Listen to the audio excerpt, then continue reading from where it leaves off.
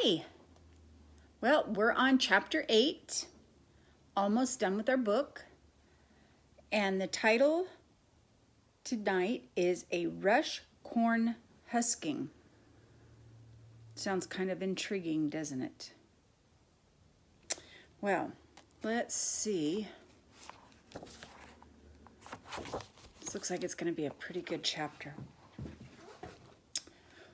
Okay. Bickie looked down at the finished picture on his desk.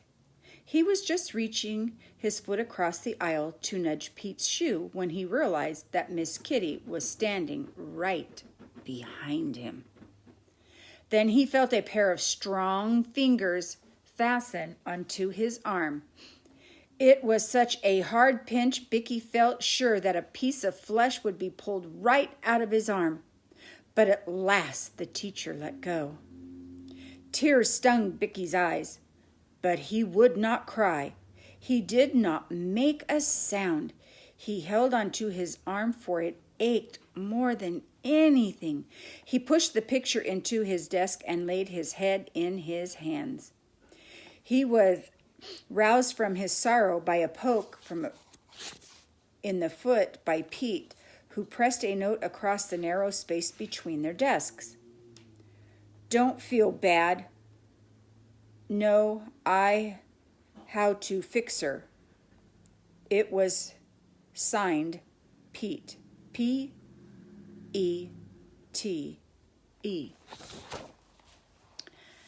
Then it was time to go home. The order was given to put away your books and march out. Bickie took down his despised black coat, waited till most of the children had gone, and then he walked home with Tommy and the Whitney boys. Their talk was about the soldier who had come again today. Mother says he is a good man. She says he has very kind eyes. I wonder why he wants to see the house where his friend lived. If the soldier is already dead in the war, why does he want to see his house? Nell spoke the question out to the other boys. Maybe he wants to buy the house, said Bickie. I don't think he's got money to buy houses, Pete answered. His clothes are shabby and thin, and he looks hungry. He looks clean, though, Bickie defended Rudolph. Even though his clothes were ragged, they are clean. Mother says you can always tell a gentleman, even if he has a ragged shirt. When he comes back next time, I will ask more about the house. I just bet we could find it. Isn't it funny his friends didn't tell him where to look for it? Nell's question. He had come to the gate of the Ross farmyard. Bickie and Tommy went in walking backwards and swinging their dinner pails, waving and shouting to Pete and Nels as they went toward their place further up the road. On the front steps, the boys paused for just a minute. They sniffed the air. They could catch the fragrance of that roasted goose. They threw open the door and walked into the delicious perfume. The table was set. Mother had put out her best tablecloth, and there was bread that she had baked yesterday with a pot of wild strawberry jam. On the warming oven of the range, the big platter stood ready for the roasted goose. The delightful smell that filled the little house made Bickie a little dizzy. Mother came in with such a face of tenderness, both boys drew their arms around her. Is the goose done? Did you make dressing? Is it onions I smell? Mother laughed, and her black eyes sparkled. Hurry now, she said. Get in the woods and get the wood and the cobs before dark. Get your chores done, and then when John gets in, we will all be ready to eat. The chores were done in haste, and with more cheerfulness and with greater speed. John came in from the barn, and the family gathered around the table, bowing reverently while Mother said grace. The goose was a magnificent bird. From some unknown place, Mother had gathered the materials to make a fine stuffing. There were roasted potatoes in the pan, too, and baked apples came from the warming oven, a pitcher of milk from the cold cupboard, and she had made the meal perfect. "Where did you get the potatoes?" John asked as he filled his plate. "Red Hog Smith came by and dropped off a bushel for us," Mother said. "Why would he do that?" John wondered. "He said someone in Center State gave him 50 cents and told him to leave a bushel of his best potatoes. Who do you suppose did that?" John wrinkled his face as much as he could with the tremendous job he was doing on that goose. "I can't think who it might be," he said. "There are so many kind people in the world, Mother. Look around on the three boys with her laughing." She looked around on the three boys with her laughing eyes. "Next year we will have our own potatoes. Yes, I wish we could have saved this bushel for seed," said John. And he made a face. "I never tasted such good potatoes." They all knew why there had been no potato patch this year, because it was because of Daddy's illness and all the money that they had to spend for his medicine and the doctors and the funeral. They were lucky, as John said, to get seed corn and lucky to get 20 acres planted. It was ready to husk now. In fact, it should have been husked before the October storm, but it was pretty well gone. John would begin husking tomorrow. Bickie thought about all the things as he somberly stuffed himself with that roasted goose. Then he realized that Mother was talking again. Bickie's mind came back to the table and to the good supper. Red Hog said the man who gave him 50 cents for the potatoes was someone he had never seen before. All at once Bickie remembered the look in Rudolph's eyes when he had asked him about the black coat. He felt almost sure that Rudolph must have been the one who had sent the potatoes. But he didn't say a thing to Mother. The next morning, while Bickie and Tommy were dressing, they heard a rough voice in the kitchen. Bickie peeked out the open door. It was Hank Collins. "I see your corn is ready to husk," Collins was saying to Mother and John. "Now I intend to partake of my rights. I'm putting 4 men in them fields, and you're the first of the week, and their wages will come out of the price of the corn when it is sold." "You don't need to do that, Mr. Collins," John spoke calmly. "I will get that corn husked and marketed and to you, and we will repay the entire amount that it brings." "Well, I don't trust ye."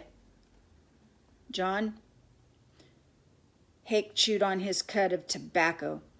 "I've been awful good to you folks. Then you go and let the house burn down? I don't trust ye. Not that, and not with that corn." "But, Mr. Collins, the wages of the 4 men to pick that corn will be $50 or more." "Reckon how it will be, Ms. Ross." Mr. Collins spat a mouthful of tobacco juice on the floor. "But as I was a-sayin', I've been awful good to you folks, and I got to partake of my rights." The old farmer turned and stepped out into the snowy morning. John and Mother looked at each other. $50, John? "We can't let him do that, Mother." Mother's face was red and her eyes were very bright. We won't do it either." John sat up at the table where Mother was already filling the bowls with mush. "We will pick it ourselves, we will, even if we have to hang lanterns and a buckboard of that wagon. We'll get that corn in a week." Bick and Tom turned to the boys. "You fellers don't get to go to school this day or any more days until that corn is done. Do you hear?" "I will help too," said Mother. "If we all work together and we work well and hard and as fast as we can, we'll fool old Mr. Collins this time." As soon as breakfast was over, they all went to the cornfield. Tommy made a great show of driving the horses.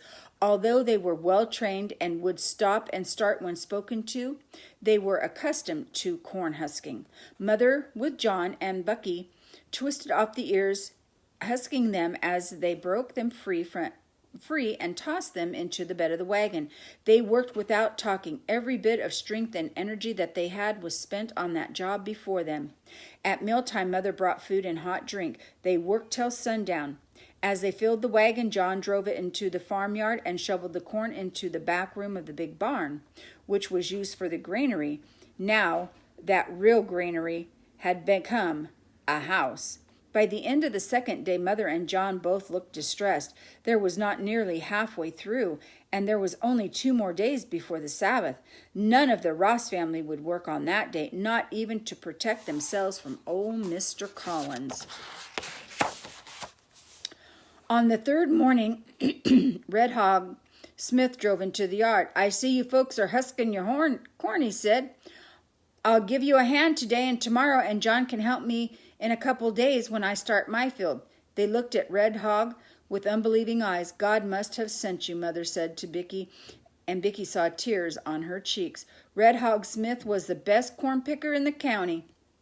There was no question now. They would finish on time. Still, Bickie trudged along through the rows of corn, doing his best to keep up with John and Mother, while Red Hog drove his wagon along the other end of the field. Bickie's shoes, which had been worn and thin in the first week, they were now completely broken. His bare toes, red and frostbitten, peeked out of the ragged holes in the shoes. The boy ought to have a new pair of shoes, Red Hog remarked to John as they were shoveling the corn. "Corn's all the mortgage to Mr. Collins, you know," said John. "How can we buy shoes?" "Look here, John," Red Hog said. "There's about enough corn left in my wagon to make the price for a pair of shoes. Jump in, Bickie. I'll tend to it myself. It wouldn't be you, and it wouldn't be your mother." Bickie, with a boost from John, was pushed aboard Red Hog's wagon, and they drove into Center State, where the corn was exchanged for a sturdy pair of shoes. Bickie's heart swelled with pride, not only because of the new shoes, but because of the fine, big, strong man like Red Hog Smith had taken him into the shoe shop and called him son. And that made him try on pair after pair after pair of shoes until the very best ones were found. It was almost like having a father again. When Red Hog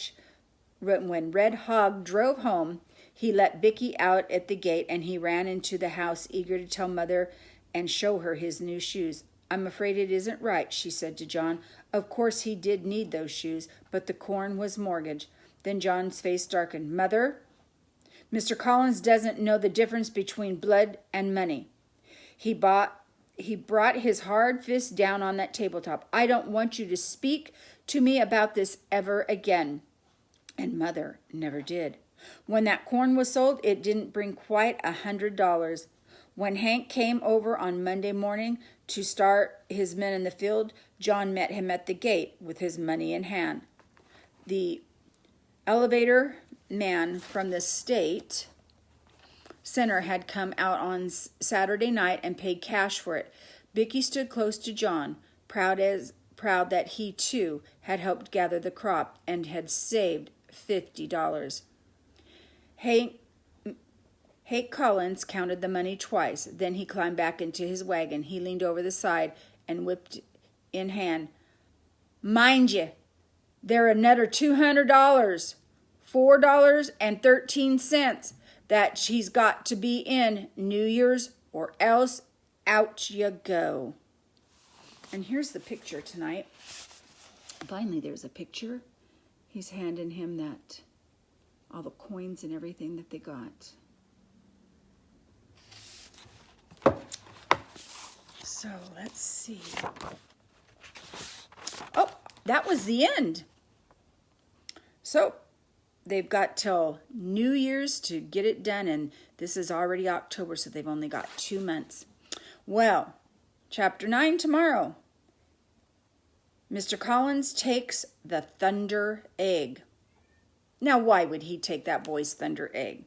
Well, tune in tomorrow at 8:05, and we'll find out.